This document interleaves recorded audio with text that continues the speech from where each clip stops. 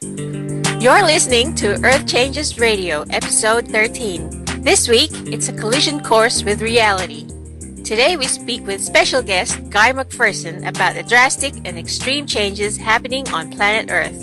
And now, the two hosts that were caught by the FBI talking with the Russians, it's Rick Chicago and Steve Johnson on the Terraforming Earth Network. Take it away, boys! Well, thank you very much there, Carly. Appreciate it very much. Carol, excuse me, I'm sorry. Today is May the 16th, 2017. Welcome everybody to the Earth Changes Radio show, EarthChangesRadio.com, and with our exclusively live on Pal Talk, our chat room, our interactive chat room. I want to say hello to all of my friends, my foes, and all of the disordered others out there. Hello to everyone, and especially in our chat room, we have a lot of great folks there tonight. You know, it's really unfortunate that our show has to come with some disclaimers. Firstly, if you suffer from mental illness and or depression, be advised that tonight's show will disturb you. Hell, it disturbs me. And secondly, this is kind of a point of a contention that's come up recently, so we're going to tell you right off the bat that we are citizen reporting.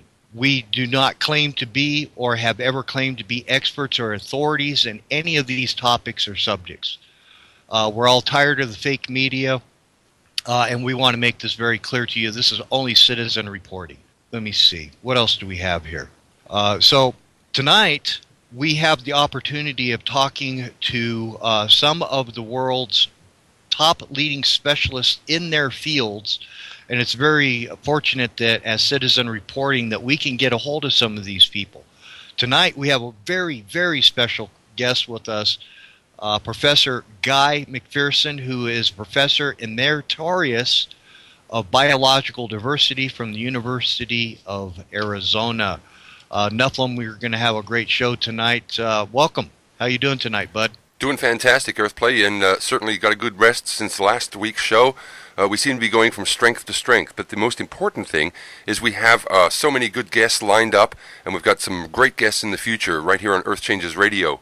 What seems to be happening is people are starting to say, hey, that they're taking notice of what's happening around them, and now we're seeing all these beached animals that have never been seen before. There was a huge blob found off the coast of Indonesia on one of the islands, was now found to be some kind of whale carcass, which I find ridiculous, because they're finding these massive blobs all over the world, all over in every sort of location that you can find. There was also a story about a Pacific island that was one of the most littered islands in the world with plastic waste from all the countries in the world.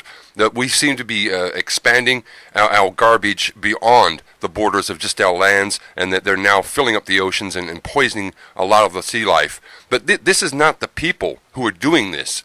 Who makes these plastic packaging? Which corporations make these? Well, they all do. And they've got no idea what to do with them except make money from them, and who cares what happens to the landfill. We live in a world where it's known that if you buy a product that's going to break down, you're going to need another one, that they have this built in to every product we buy. And I think if you buy a product and it breaks down, then you need to go get your money back and basically get them to get rid of the garbage, because we are overwhelmed with garbage here on planet Earth, and it should be the corporation's responsibility when they make $8 billion a year. It should be their responsibility to clean their garbage, not us. You can't keep blaming people for garbage. What do you say, Rick? Oh, I so agree with you, Steve, and that's why it's really important to talk to the top experts in their fields. And Guy McPherson is the world's leading expert on global climate change, leading to near-term extinction of mankind, Steve. That's what Guy McPherson says. He's not saying just lay down and die. He's saying make the best of this. He doesn't know the time or the date, but he sees that we're on a collision course with Mother Nature. We have a lot of feedback loops. We have a lot of problems on the Earth.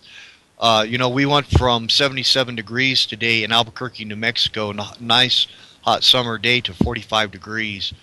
Inexplicably, weather whiplashes are just outrageous. You know, for someone who's trying to get in a farm this year, Steve, not having a very good success at it. Last week we talked, or the week before, we talked about the corn that was being snowed under in Idaho. Apparently there is more of the crops that are failing across America, and it's not being talked about on the media. This is really, really disturbing. In Australia, just recently, just today, we're hearing about a whole month's worth of rain in 3 days on the east coast, around Brisbane, towards Sydney, up the north coast of New South Wales. That is 1 month of rain in 3 days. That is going to cause more flooding. But it's an unnatural balance. It's an unnatural cycle. So the cycles are changing. The Earth is changing, and it's very, very visible. We're now seeing this on a day-to-day basis. It's happening every month. When you think it's going to be spring and you start having winter weather, and when you think it's going to be summer and you start having winter weather, you got to start asking yourself, what the heck is going on? Do we have Guy McPherson there, Mr. Earthplay? I am connecting, going to add him to our group call as we're speaking. Awesome. Add people to the call. Where are you? There he is.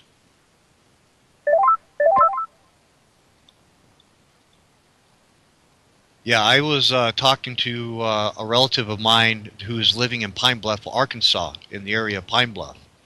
And they are experiencing massive flooding throughout the whole Midwest. Remember, it was only a week or so that we reported that the grain conference that took place in Chicago, Illinois, hit the highest grain, wheat, and corn prices ever in the history of American agriculture. So we'll try Guy McPherson here again in a moment. Remember, he's down in South America, and he was complaining to me about poor connectivity and that it might be a problem. Hey, hi. Yes, it is. Welcome to the show. Can you hear me? Well, thank you. And I can hear you, and there will be a terrible lag, so I apologize for that. That's if it becomes too cumbersome, you'll just have to hang up on me. Okay, so what we'll do, since we have such poor connectivity here, is I would like for you to we're in a live interactive chat room at paltalk.com. In the EarthChangesRadio program. So we have a lot of folks assembled, a lot of questions. So we're going to give you about 15 minutes, Guy, to kind of lay out your case for us, if you can, in 20 or 30 minutes. If we need more time, we're more than happy. We're self-produced. What would you like to tell our audience, Guy? Well, we don't have long. As a species, as individuals, we don't have long remaining on planet Earth. The living planet has been oh so kind to all of us. It's provided everything we need. And in return, we keep punching the planet in the face and expecting that to work out nicely for us. Through industrial civilization, we foul the air, we dirty the water, we wash the soil into the ocean, we drive 150 to 200 species to extinction every day. At some point, obviously, one of those species is us, and it looks like that's going to happen in the very near future. I'm not happy about bringing this message to you, but it seems nobody else is willing to connect the dots with respect to abrupt climate change. So I feel like I would be committing malpractice if I didn't provide this service. Well, Guy, let me ask you a question here. Are the corporate masters in control of what's going on around us, or do they seem to even know what the hell is going on? And why are we not hearing about this in the fraudulent media? Well, I suspect there's a couple of reasons why we aren't hearing this from the governments of the world and the media of the world. And one of those reasons is that I suspect those are the same people, that the media and the governments are in the same hands of identical individuals.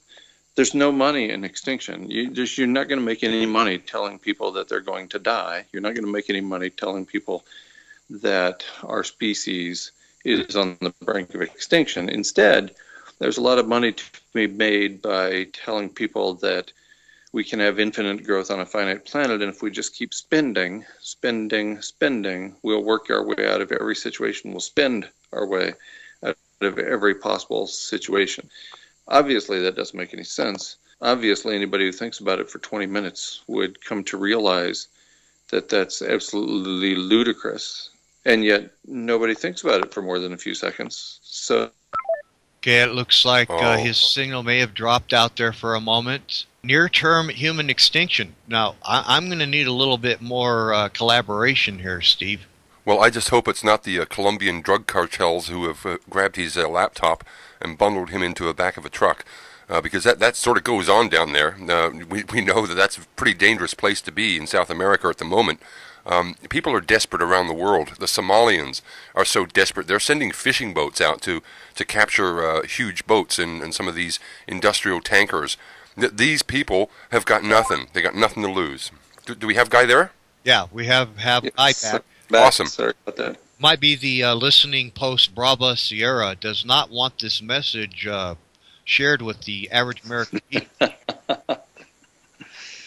I suspect that's the case. I mean, what is to be gained by telling people they're going to die? They might stop spending money that way. They might stop investing in the future that none of us have. Well, they might stop putting their money into the big banks. As you dropped out, Guy, the question came up, well, this is a pretty dire statement you're making here, the extinction of the human race.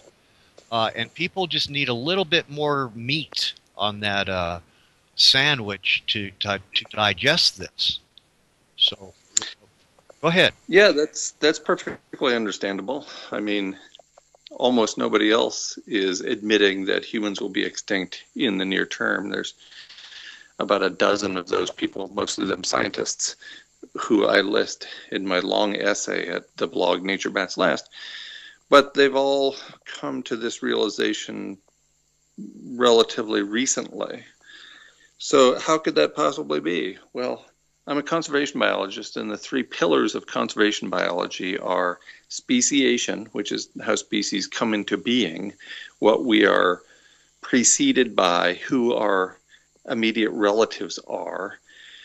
And so that's speciation. Extinction, when the last members of an individual die out. And so all members of a species or some other taxonomic group disappear. And then third, and perhaps most importantly, habitat. If I were a realtor and a conservation biologist at the same time, my slogan would be habitat, habitat, habitat, not location, location, location. So go ahead. We are human animals, and sometimes we forget that we are animals too. And like every other animal on the planet, we depend upon basic needs that we call habitat. That means food and water and air to breathe, and for most of us, some sort of decent human community in which we abide. And food is clearly critical and is clearly the missing link already for many societies around the globe.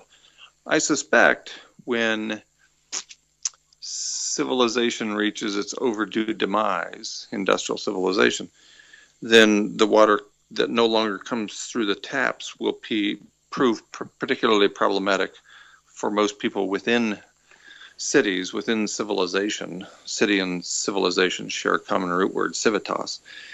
And already people are dying because of lack of water. All over the world, already people are dying because of the lack of food, and we don't realize it in our privileged positions that we occupy. But the day is not long off that we will be experiencing the same sort of challenges. So what are some of the examples that you can cite for us, Guy? We can't even get, like you're just talking about the water, we can't even get fresh, clean water in America, and they throw toxic chemicals, and now we're eating GMO foods. Is that actually even healthy for us? Well, there's been a bunch of evidence to suggest that it's not. It's actually GMO foods are actually quite healthy for the bottom line of a handful of companies, but they're not particularly healthy for us as individuals. Some particularly trenchant examples include the Middle East and Northern Africa, where people are fleeing as habitat disappears, primarily due to lack of water. When I was touring Western Europe 2 years ago, there was this ongoing onslaught of refugees from the Middle East and Northern Africa. Usually in the United States, we think of people in Europe being more accommodating, more civil, if you will, than those of us from the United States. A lot of incivility expressed toward people who were fleeing their homes for many generations. I mean, these are people who had grown up and lived in the Middle East and Northern Africa their entire lives, typically in a single community. Typically they were the 5th or 7th or 12th generation to live there. They weren't leaving because they were going on vacation. They were leaving because they could no longer grow food to support themselves and their families. How much of that is being a war refugee, Guy? Well, some of it certainly is exacerbated by conquest, and particularly by NATO and the United States. The Carter Doctrine says that's our oil over there, and apparently we will go to every length to make sure we secure fossil fuels. So certainly some of this is exacerbated by the war machine, but not all of it. Let me give you another example. As of about 3 years ago, certainly accelerating within the last year, many southern island states in the South Pacific have lost habitat because of sea level rise and storm surge. And those folks have been welcomed into New Zealand, at least so far. Now, for context here, be aware that for you or I to get into New Zealand costs $2 million US, or one of a handful of quite rare skills that personally I don't possess, and very few people do. So you can either have an incredibly rare skill set at your disposal, or $2 million, or you can be from one of these southern Pacific island states that's losing its habitat rapidly. In the latter case, you'll be welcomed to New Zealand, is demonstrating tremendous compassion as a country, from my perspective, in taking in these countries. Okay, it sounds like we are losing Guy McPherson again there for a moment, Steve. Interesting stuff. We are actually losing a lot of habitat. We see that happening right now in Miami and on the East Coast with flooding, and in the Gulf State regions. Are you still with us, Guy? You kind of Yes, I am. Faded in and out. Miami is a particularly telling example. Miami has been suffering from the sea level, the extrusion of sea level into the freshwater basin. And so the water is no longer of high enough quality in many places, coming through the taps to meet federal standards. Well, so that's just another example of habitat disappearing, this time pretty close to home. Well, yeah, that's something you don't hear on the evening news either, is it, Guy? No, it absolutely is not. So we have a lot of lopsided questions. Remember, these are coming from the public, Guy. What do you think about solar cycles inside the Earth's environment and with outside the Earth's environment having influences on our climate, and are we in one of those cycles now? Well, I don't understand the former question, inside Earth's cycles. I would, yeah, inside the Earth's. Can you help me out? Let's see. I think the question came from the context of what did you think about the Mayan calendar and calendar systems that predicted catastrophes?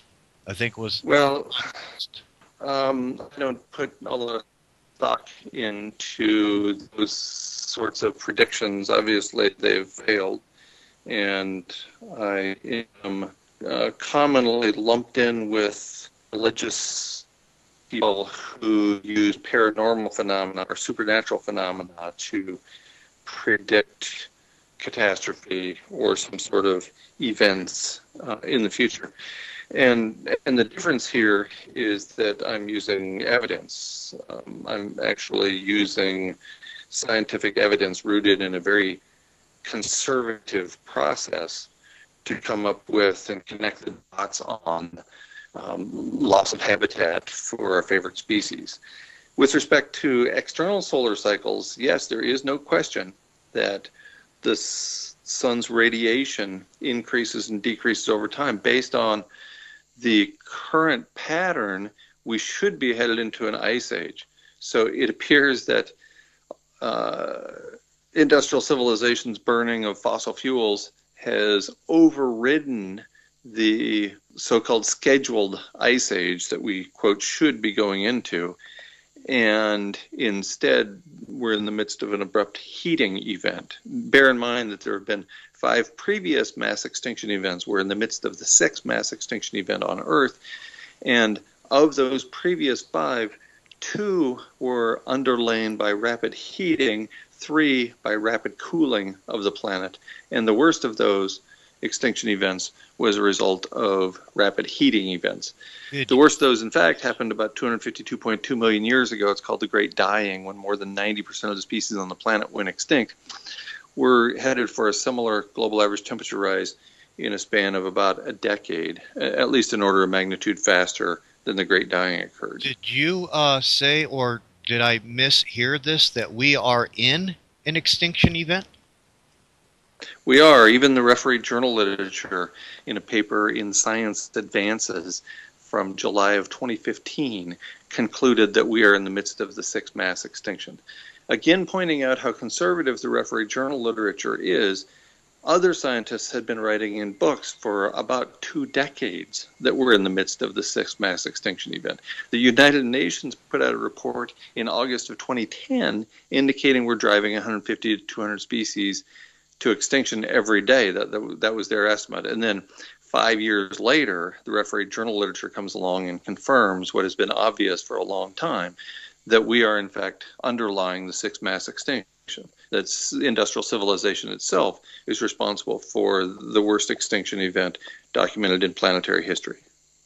Well, Guy, if such high officials, this is coming from the United Nations, from the officials of every nation, why aren't they telling it to the people? Why aren't the people getting the message, Guy?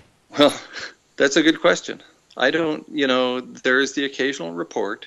There was a lot of media attention paid when Gerardo Ceballos and his peers, his co-authors, put out the paper indicating the 6th mass extinction in July of 2015. There was a bunch of media interviews associated with that, but it didn't last long. And when the United Nations puts out their report now nearly 7 years ago about 150 to 200 species estimated driven to extinction every day, it fell basically on dead ears. The media reported it in a couple of places, and that's it. Again, I think there's just no money in extinction. Nobody wants to hear that news. Nobody's going to pay for that news.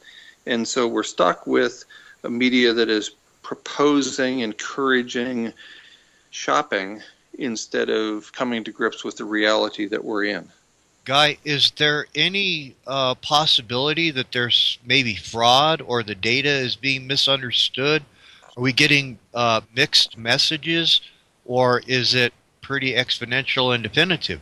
We're in the midst of abrupt and exponential global average temperature rise. The response of the primary organizations that collect and transmit the evidence, including NOAA, NASA, the Met Office in the UK, and so on, their response has been to shift the baseline. So whereas previously we all agreed that the Industrial Revolution began in approximately 1750, and so we used the temperature of the Earth in 1750 as the baseline, once it became obvious that we had exceeded 1 degree Celsius above baseline, which the United Nations Advisory Group on Greenhouse Gases reported in October of 1990 was the threshold we could not cross. Well, once we crossed that 1 degree threshold, all these reporting organizations started using as their baseline numbers such as 1951 to 1980. They skipped the first 200 years of the Industrial Revolution and claimed that the baseline was someplace that it has never been before. So I can't explain Guy, why that's happening. Work if there's no solar data or volcanic ash activity, or even this geoengineering or climate, what do they call it? The solar radiation management programs. Is any of that data included in this climate research curve? Well, the data are comprised of either direct observations, which we've had since the 1800s, or conservative proxy records, such as tree rings and ice cores that predate the 1800s. And they are all adjusted for things like urbanization. So we know that the urban heat island effect causes abnormally high temperatures, especially at night, to be recorded in cities relative to outlying areas. So, climate scientists have known about this for a long time. They're not stupid after all. And so they have taken into account those kinds of events.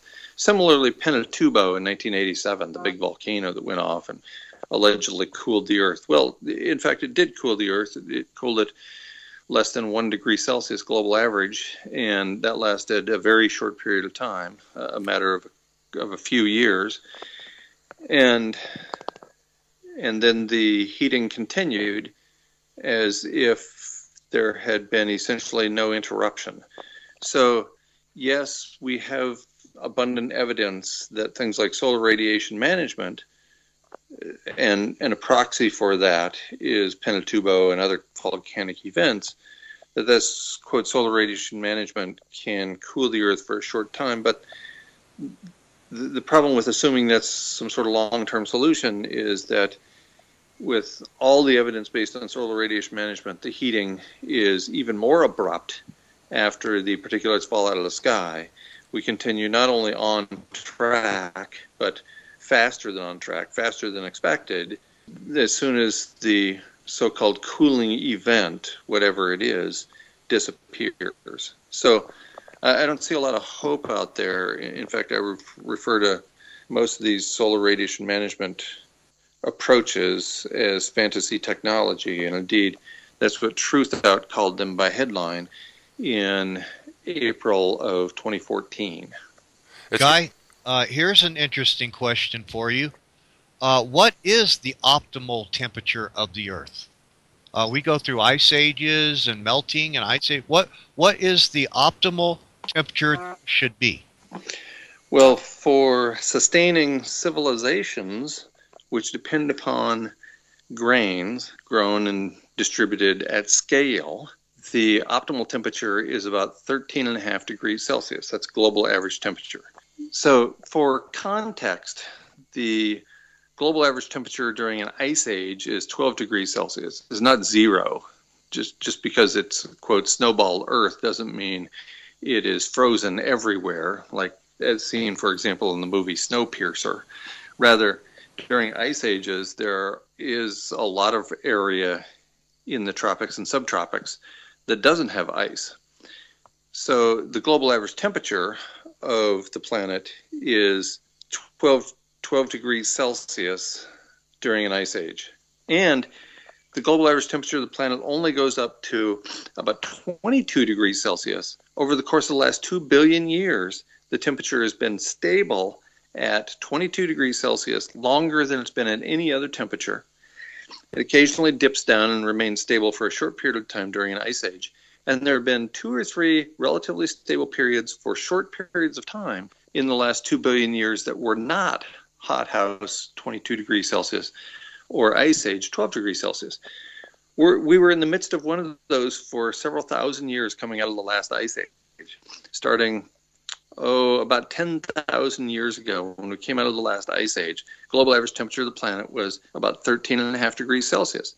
That's still pretty cool on the scale of from 12 degrees Celsius to 22 degrees Celsius. 13.5 is pretty cool, and the temperature stabilized for several thousand years.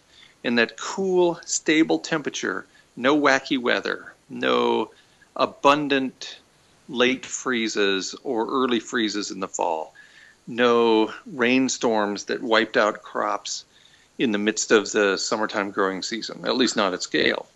Yeah. So that 13.5 degrees, only 1.5 degrees above the ice age temperature, and remaining that way for an extended period of time allowed civilizations to develop, several of them, probably about a half a dozen around the globe, a few thousand years ago. They all arose at about the same time, roughly 7,000 years ago. And that was undoubtedly in response to this cool, albeit warmer than Ice Age, and stable temperature that persisted for several thousand years, and that we were in until the last few years, when global average temperature of the planet has increased to at least 1.6 degrees above that 13.5 C. 1.6 degrees Celsius doesn't sound like a lot, but it's a tremendous amount with respect to the fragile web that is comprised of these myriad species that depend upon a stable climatic regime for their continued persistence. So it's just a matter of this very stable web at this very cool temperature for an extended period of time that allows our species to depend upon so many other species for our own persistence, and particularly the ability to grow grains and distribute those grains at large scale. Once you can grow grains, you can store food. And once you can store food, you can control food. And once you can control food, civilizations develop. And by civilizations, I mean hierarchical sets of living arrangements that encourage people to live in cities, that is, locally in overshoot. Yeah. Guy, we're at the bottom of our first half hour of the program, so I want to bring in our producer, Steve Johnson, to plug our radio show and our chat room. Steve, are you with us? Absolutely. You're listening to Earth Changes Radio with very special guest Guy McPherson. And today's show is, indeed, all about the changes on the Earth. It's a collision course with reality. We are living in the last one of the last extinctions, or the next extinction cycle that's happening on the Earth. We'll be taking audience questions very, very shortly. And so if anyone's got a question, please put down your name, where you're from, and your question.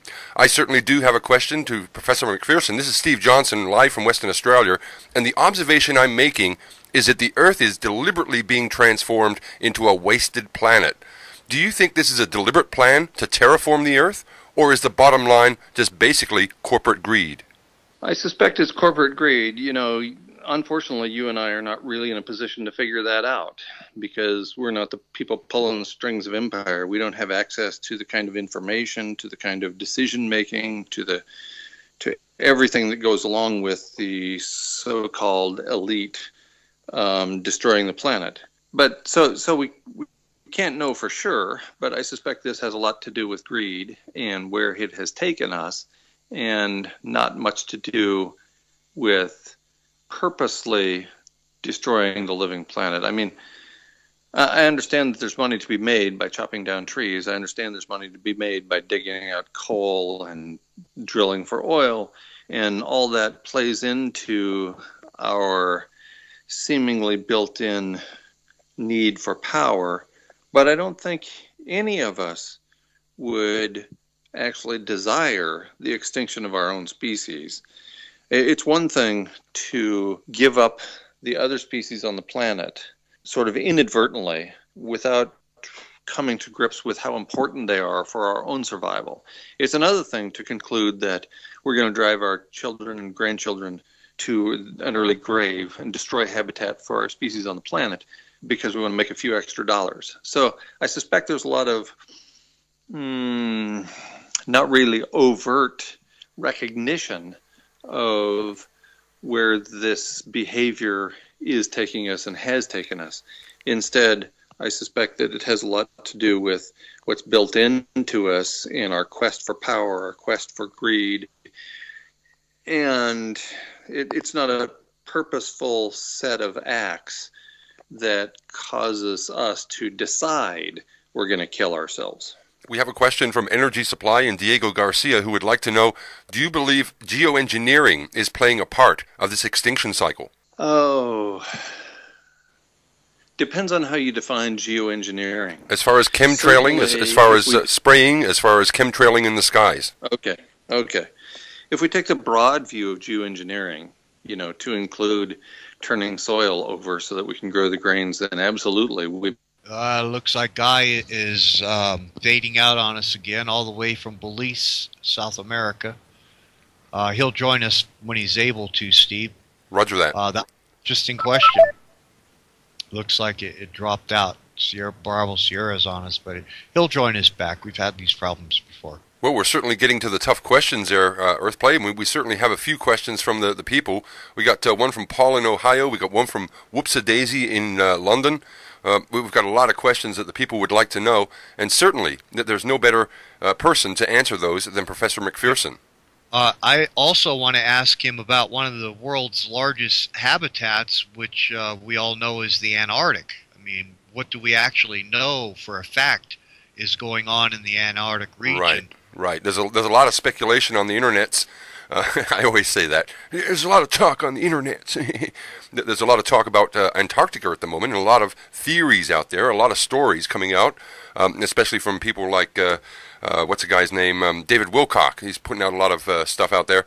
But I would like to know what's happening in Antarctica. What does he know about what's going on there? Right, and as a professor of biological diversity, he's the guy to ask about the acidification of the oceans and these recent volcanic eruptions we've had, Mount Mogiloth in the Aleutian Islands, that are forming acidic pools in the Pacific Ocean. The methane cathode releases that are going on, the breaking up of the sea ice. He talks about there being here in the very near future a blue sea event, which means that there will be no ice coverage in the summertime. We're not talking about the wintertime, we're talking about the summertime. Well, interestingly, every time we hear about the Arctic melting, the next story we hear is that the sea ice is actually doubled in size in the Arctic, in some places in the Arctic. So who knows what's going on? The mainstream media are not telling us 100% what's happening, and that leaves it up to people like yourself and myself and Mr. Guy McPherson and other researchers to try and speculate or postulate on what's really happening. And under the ice, we can only imagine, and he has predicted the global average temperature rise associated with loss of white ice and being replaced by energy-sucking blue ocean. So we have those three factors working horribly against us and horribly against habitat for all species on Earth. The Arctic is the planetary air conditioner. We're turning off the air conditioner. That's not a good sign headed into the warmest summer in human history. And what are some of the effects that you mentioned, the methanes that are being released from the Arctic? Is that going on everywhere? I've heard about it going on in Alaska, Canada, Siberia. That's the bottom of the Arctic Circle, right? Yeah. And methane is spewing out of the permafrost, what we used to call permafrost, but now which is better called permamelt, in terrestrial regions, most notably in Siberia, in Russia, but also in Canada and Alaska. And it's also coming out from the relatively shallow seabed all around the world, off the west and eastern coasts of the United States, all around the Ring of Fire, including New Zealand, off the Japanese coast. So there's methane coming out everywhere at this point, and it's obvious that methane has gone exponential in the atmosphere since the beginning of the Industrial Revolution, and most notably since about 2007, after a short relative hiatus in the increase of rise of methane in the atmosphere. Instead, there was a relative plateau, and since about 2007, it has really kicked up again. So now there's more than 240% more methane in the atmosphere than there was at the beginning of the Industrial Revolution. A little context is necessary here. Methane, molecule for molecule, is more than 100 times more powerful than carbon dioxide as a greenhouse gas. So each molecule of CH4 is tantamount to at least 100 molecules of carbon dioxide in the atmosphere. So, another important point, carbon dioxide in the atmosphere exhibits about a 10-year lag from release of carbon dioxide until the maximum heating associated with that molecule.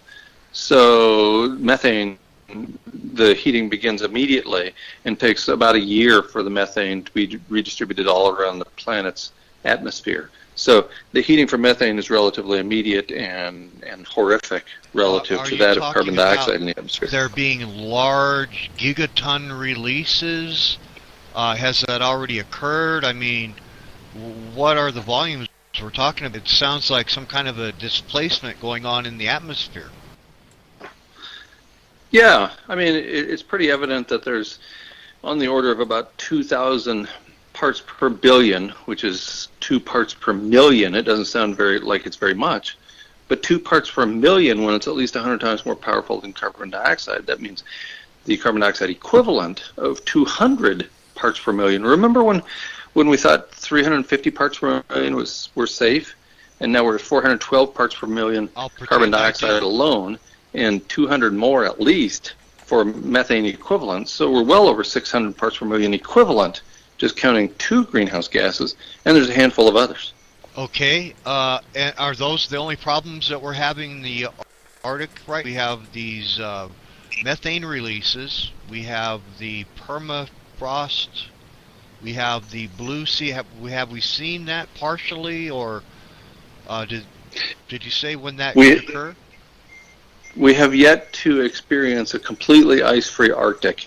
The closest we have come was 2012, and it appears that given the thin, fragile nature of the ice right now, going into the melt season, and also considering that in the Arctic and the Antarctic, in November, they both experienced melting instead of refreezing, as we would expect in the Arctic. So it looks like this might very well be the year that we see an ice-free Arctic. Peter Wadham's, again, a significant authority on this topic, who spent 50 expeditions on and beneath the Arctic ice, concludes that we're headed for an ice-free Arctic this year or next year. And I can't imagine how we avoid it in one of those 2 years, and that's completely consistent with the U.S. Naval Postgraduate College's forecast from 2013. That does not sound good to me at all, Guy. We have a lot of questions stacking up here. Susan in North Carolina asks, do you know about the research work being done on heart palpitations caused by deep space gamma rays and elevated stratospheric radiation now bombarding the Earth? Wow. Do you want to pass on that one, Guy? Hello. We may have lost Guy there for a moment. We have some pretty interesting questions from our chat room. As soon as Guy gets back, we'll let him chime in on some of these. Do we have you back, Guy? I'm back. There we go. Apologies. My apologies. Not to worry. Not to worry. Our chat room here is interactive, and they will, my message, I'm not sure whether I should apologize for leaving or for staying. Let's see. Did you hear our last question? It was from Susan in North Carolina. Do you know anything research work being done on palpitations caused by deep space gamma rays and elevated stratospheric radiation that is now bombarding the Earth? Do you know anything about that? There's a lot of things I don't know, and that's on the list. Okay. I'm sorry. I have no comment. Okay, and let's switch the topic to the nuclear industry. How safe is nuclear industry with Fukushima is killing everything? And why, we have fallout in the United States, and again, here is that complicit media again. Nobody seems to hear about these things. How safe is the nuclear industry, Guy? 3 Mile Island in 1979 was not a sufficient warning. Chernobyl in 1986 was not a sufficient warning. Fukushima in 2011 was not sufficient warning. What is it going to take for people to wake up and realize that we cannot, absolutely cannot, boil water with unbelievably poisonous compounds that we have to dig from the earth and treat in a very, very kid glove sort of way, or the ionizing radiation starts spewing all over the globe and killing everything we claim to love? What is it going to take?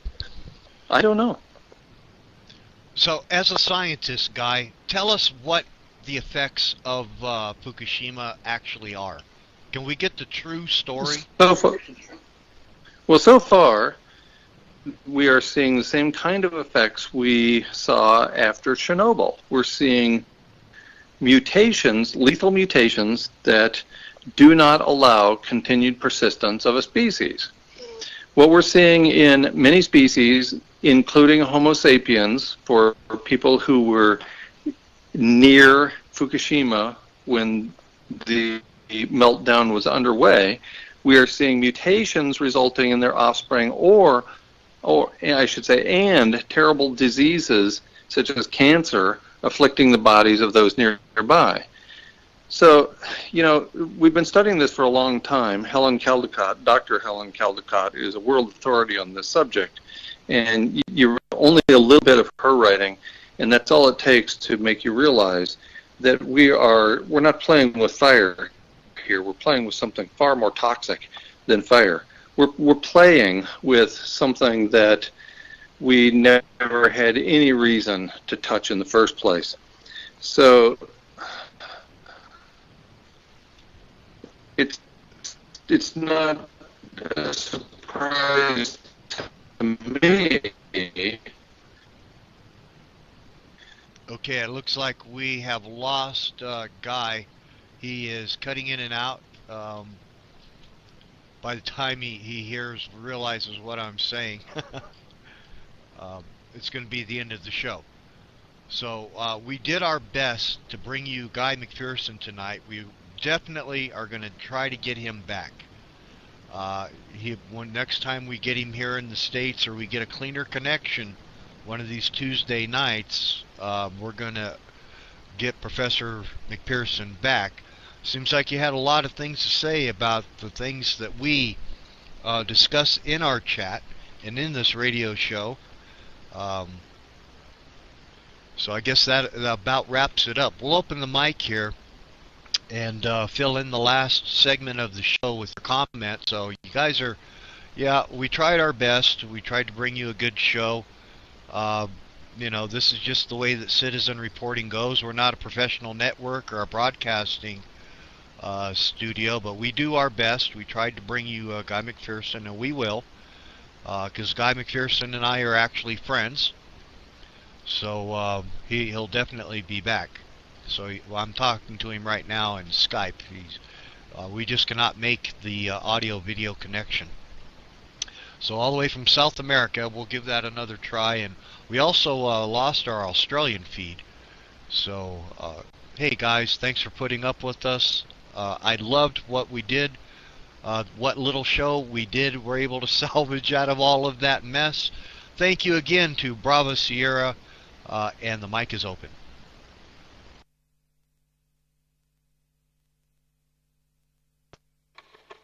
Yeah, I mean, I appreciate what I could hear. I didn't know if it was just me, but I was having a really hard time making out a lot of the audio. So, but what I did hear was kind of interesting. I mean, like some of the stuff that I was saying, I caught some of the stuff about the radiation. I mean, they're using salt mines, and they're trying to figure out how to label them so that someone 10,000 years from now would know from a pictogram what is actually inside there, so they don't accidentally toxify the entire environment trying to get it out.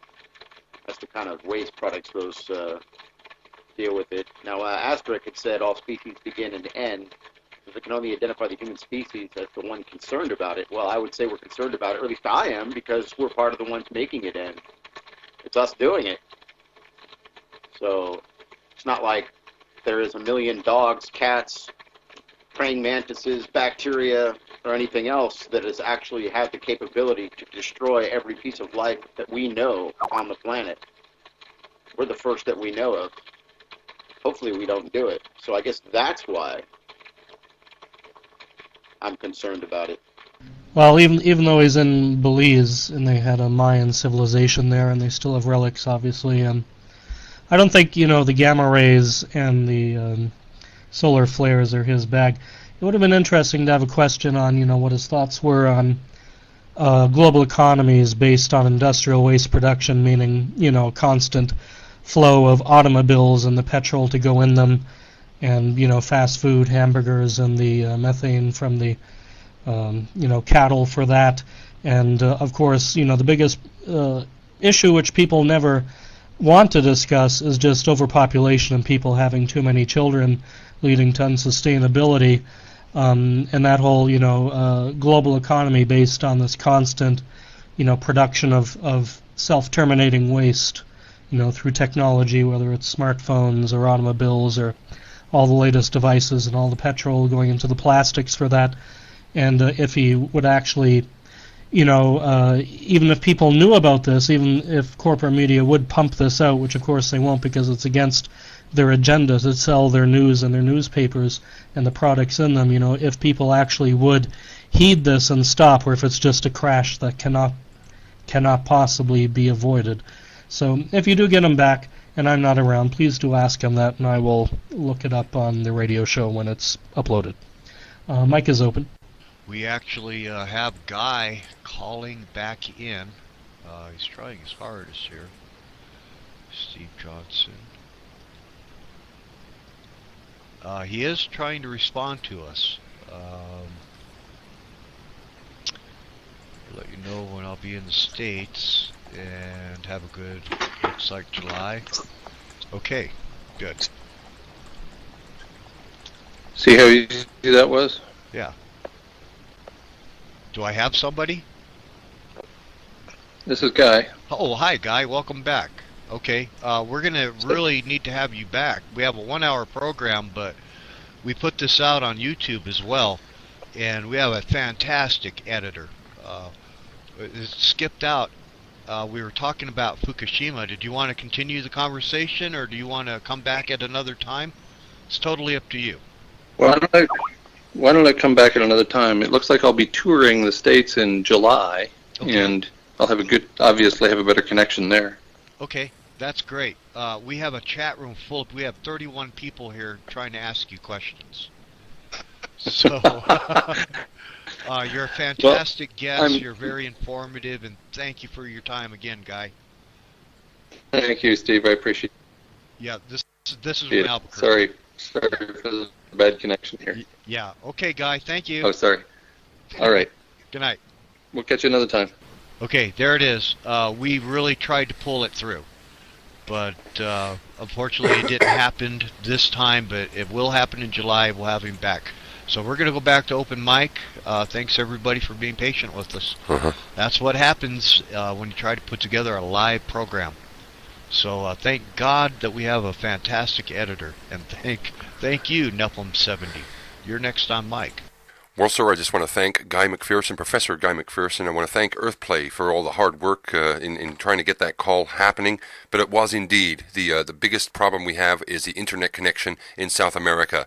We will certainly endeavor to clean up as much audio as we can to put that together to make a show out of that. But nevertheless, we've still got a lot of questions we never got to ask him. But the information we did get was certainly very, very concerning, and it should be concerning to everybody on Earth.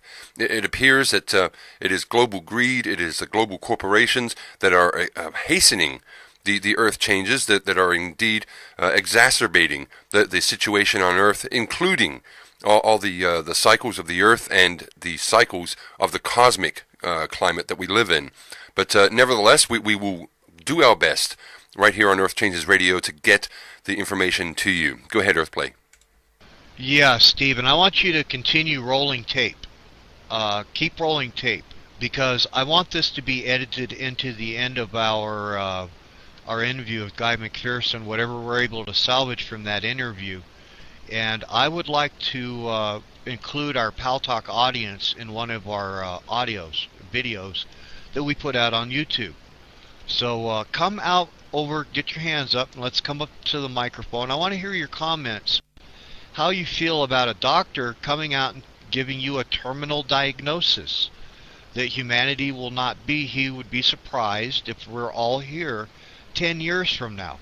Maybe we can make a commitment to one another that if Pal Talk still exists, we'll come back to this chat room in 10 years and we'll see who survived.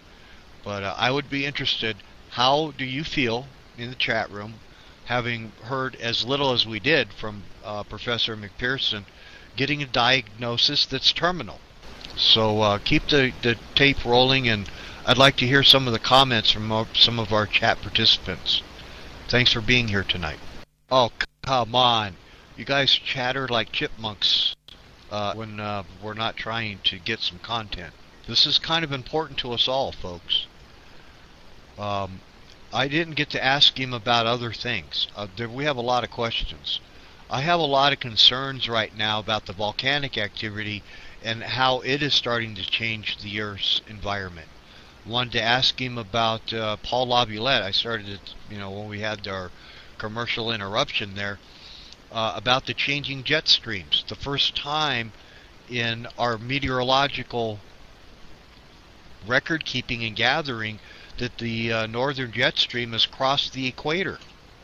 How are we getting polar vortexes that cross the Mediterranean and bring snow, lots of snow, to Jerusalem in Middle East countries? Massive animal die-offs, and those animals are not acclimated to that kind of brutal weather conditions. When, no wonder they lost every one of their sheeps and their goats, and those are small and they cannot take that kind of weather. So those are other whiplashes that I like to call them, weather whiplashes, that are occurring on a global scale right now. So we have a lot of conversations to have with the people we have the privilege of being able to pick their minds.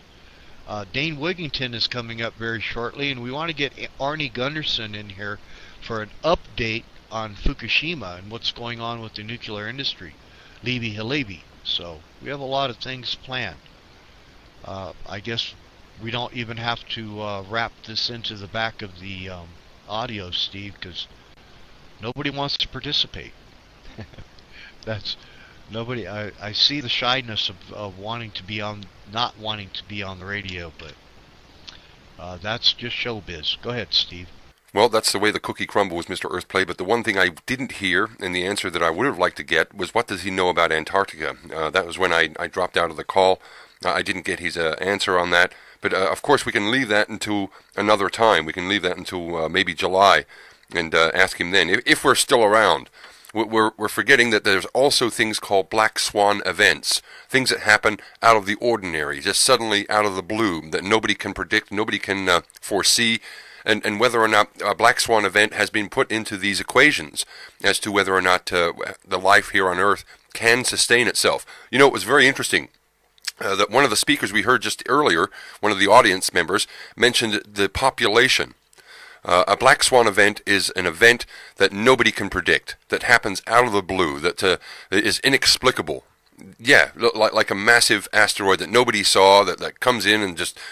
massive devastation. That's what a black swan event, totally unseen, out of the blue. One of the chatters in our chat room mentioned the population problem.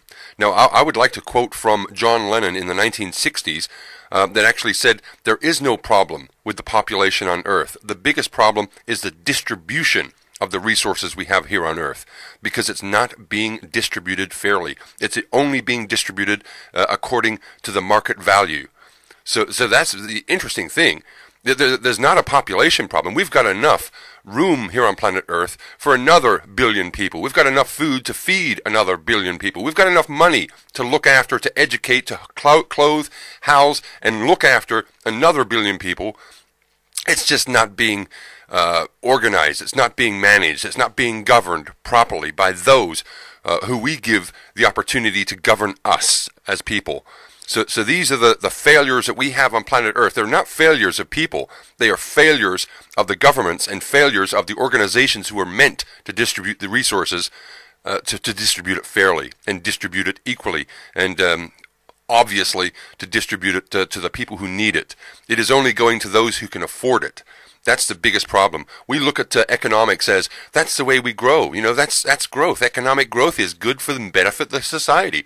Well, it's not anymore. Used to be in the 50s and 60s after the Second World War, but now economic growth is the thing that is killing us. It is the thing that is taking away our very habitat, as Guy McPherson said. It is the thing that is stripping away all the bushland to put in houses, to put in sewer lines, to put in electricity lines. And that cannot be sustained. That kind of economic growth, while it's good for the figures, it's good for the books, it's good for the profits, it's not good for humans. It's not good for humankind. It's not good for society. It's not good for community. It's not good for your state. It's not good for your country. It's not good for people, period. And once we start to understand that, We need to realize that the economic system itself is the thing that is killing the earth, and it is killing the people. It is causing the cancers. It is causing the pharmaceutical companies to make billions of dollars off sickness, not off health. It is making billions of dollars off sickness. And while you have that situation, while you have them doing what they want, getting billions of dollars every year, nothing's going to change. Because their houses are going to get bigger. They're going to get another massive yacht to go around the world in and party in, while we all struggle to survive. While people are being laid off their jobs, people are waiting to get some work. There is just no work because they're putting in robots. They're putting in their automated systems. I think that the biggest problem on Earth, the biggest Earth change that we need to see is a change in the economic structure, economic system. We need to start looking at people before profits. I've been saying that for years. That's me out. I got to say that it probably is a question of sustainability, but I personally think that we could live in harmony with our planet. We don't need to spread out every goddamn where. We can live in harmony. Every person could have their little garden or patch of green or whatever they want, and we could live more harmonious. You know, Earthship homes are sounding more and more alluring to me than they ever have before. Homes that sustain themselves, you know, but there's no profit in that, right? If people aren't paying into the corporate greed of the electrical grid and the water grid and the all the other grids, well, that's another thing, Suicide Blonde, is people are catching on to this idea. And tiny homes are something that they're trying to do away with. Yeah, really easy to go off grid with something like that, to repair, to keep it warm. And that's the most important thing, right? Is to have a safe, warm environment that's sanitary, that you can lay down and sleep at night. You can, you know, warm yourself. That you have a few provisions. It's not an easy life. It's not. But we could live better than that. You know, a tiny shed in the wilderness, we could do much better than that. We can. That's why Earthship homes are so alluring now. Fully self-contained homes. Some of them are tornado-proof and hurricane-proof. They provide everything that you need except for one wire that comes into your home called the internet. Hi, lady. Welcome to the chat room, and everyone that's joining us. Go ahead. You're next. Well, I'm sorry that I missed so much of his show. It's a shame he didn't get to finish it because of the problems. But I had a question, and I still got a question. And from what he was saying, it won't matter if you're on a boat in the ocean or 4,000 feet up in the Rocky Mountains. In extinction level going on. And did I hear him correctly to say 10 years, maybe 10?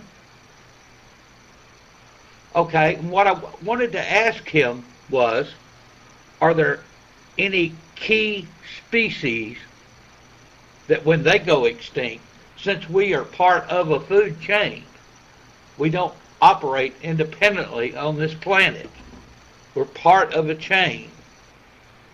Are there any key indicator species that when you see these go, you know it's done deal? It's like game, set, match when you see these species disappear.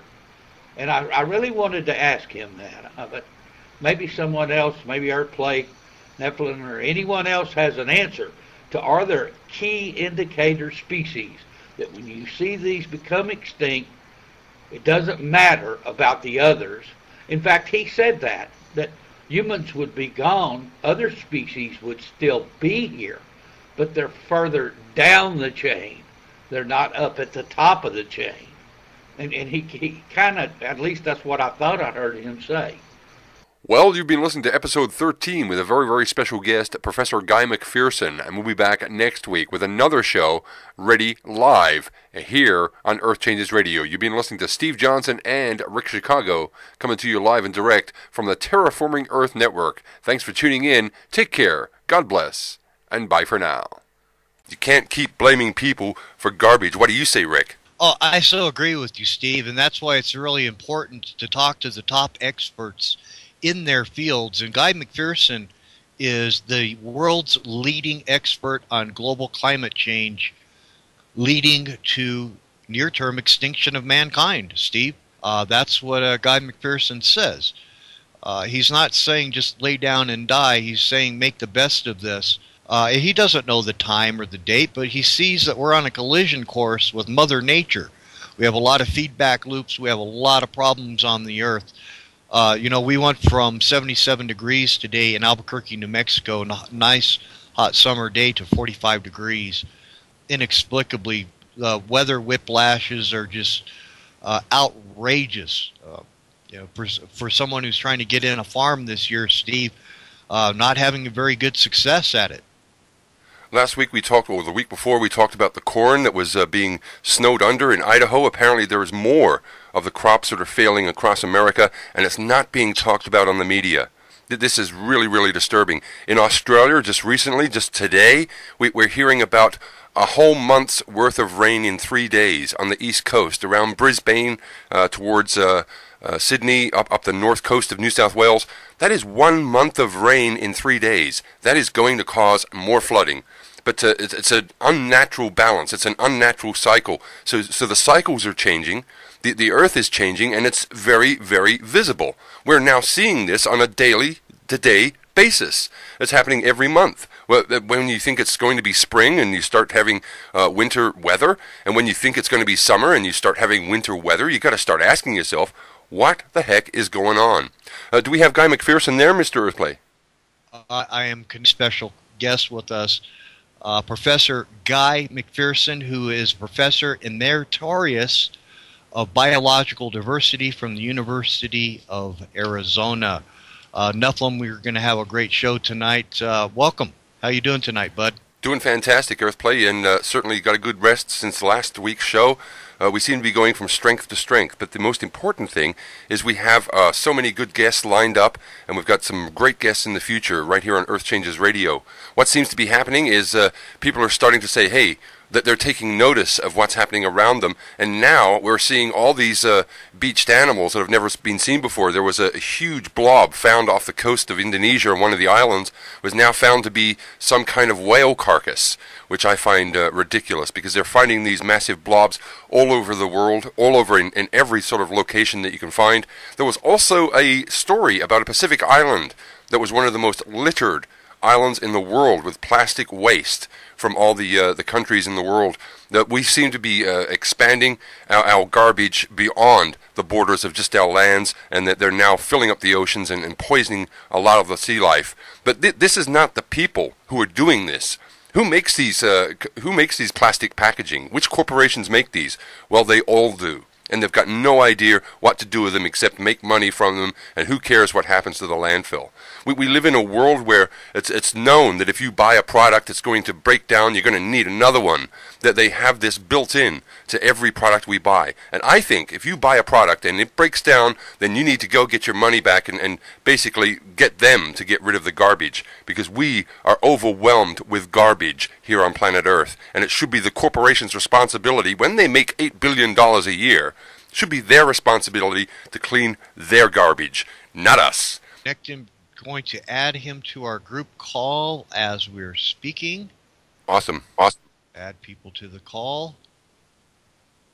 Where are you? There he is.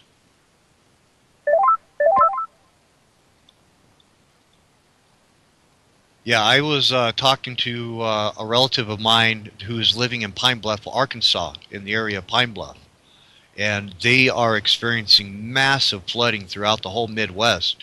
Remember, it was only a week or so that we reported that the grain conference that took place in Chicago, Illinois, hit the highest grain, wheat, and corn prices ever in the history of American agriculture. So we'll try Guy McPherson here again in a moment. Remember, he's down in South America, and he was complaining to me about poor connectivity and that it might be a problem. Hey, hi. Yes, it is. Welcome to the show. Can you hear me? Well, thank you. And I can hear you, and there will be a terrible lag, so I apologize for that. That's if it becomes too cumbersome, you'll just have to hang up on me. Okay. So what we'll do, since we have such poor connectivity here, is I would like for you to lay, we're in a live interactive chat room at paltalk.com in the EarthChangesRadio program. So we have a lot of folks assembled, a lot of questions. So we're going to give you about 15 minutes, Guy, to kind of lay out your case for us, if you can, in 20 or 30 minutes. If we need more time, we're more than happy. We're self-produced. What would you like to tell our audience, Guy? Well, we don't have long. As a species, as individuals, we don't have long remaining on planet Earth. The living planet has... You're listening to Earth Changes Radio, Episode 13. This week, it's a collision course with reality. Today we speak with special guest Guy McPherson about the drastic and extreme changes happening on planet Earth.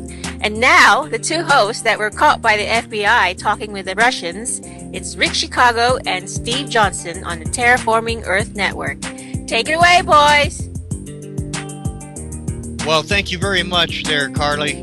Appreciate it very much. Carol, excuse me, I'm sorry. Today is May the 16th, 2017. Welcome, everybody, to the Earth Changes Radio show, EarthChangesRadio.com. And with our exclusively live on Pal Talk, our chat room, our interactive chat room. I want to say hello to all of my friends, my foes, and all of the distorted others out there. Hello to everyone, and especially in our chat room, we have a lot of great folks there tonight. You know, it's really unfortunate that our show has to come with some disclaimers. Firstly, if you suffer from mental illness and or depression, be advised that tonight's show will disturb you. Hell, it disturbs me. And secondly, this is kind of a point of a contention that's come up recently, so we're going to tell you right off the bat that we are citizen reporting. We do not claim to be or have ever claimed to be experts or authorities in any of these topics or subjects. We're all tired of the fake media, and we want to make this very clear to you. This is only citizen reporting. Let me see. What else do we have here? So tonight, we have the opportunity of talking to some of the world's top leading specialists in their fields, and it's very fortunate that as citizen reporting that we can get a hold of some of these people. Tonight we have a very, very... It's been oh so kind to all of us. It's provided everything we need, and in return we keep punching the planet in the face and expecting that to work out nicely for us. Through industrial civilization, we foul the air, we dirty the water, we wash the soil into the ocean, we drive 150 to 200 species to extinction every day. At some point, obviously, one of those species is us, and it looks like that's going to happen in the very near future. I'm not happy about bringing this message to you, but it seems nobody else is willing to connect the dots with respect to abrupt climate change. So I feel like I would be committing malpractice if I didn't provide this service. Well, Guy, let me ask you a question here. Are the corporate masters in control of what's going on around us, or do they seem to even know what the hell is going on? And why are we not hearing about this in the fraudulent media? Well, I suspect there's a couple of reasons why we aren't hearing this from the governments of the world and the media of the world. And one of those reasons is that I suspect those are the same people, that the media and the governments are in the same hands of identical individuals. There's no money in extinction. You're not going to make any money telling people that they're going to die. You're not going to make any money telling people that our species is on the brink of extinction. Instead, there's a lot of money to be made by telling people that we can have infinite growth on a finite planet, and if we just keep spending, we'll work our way out of every situation. We'll spend our way out of every possible situation.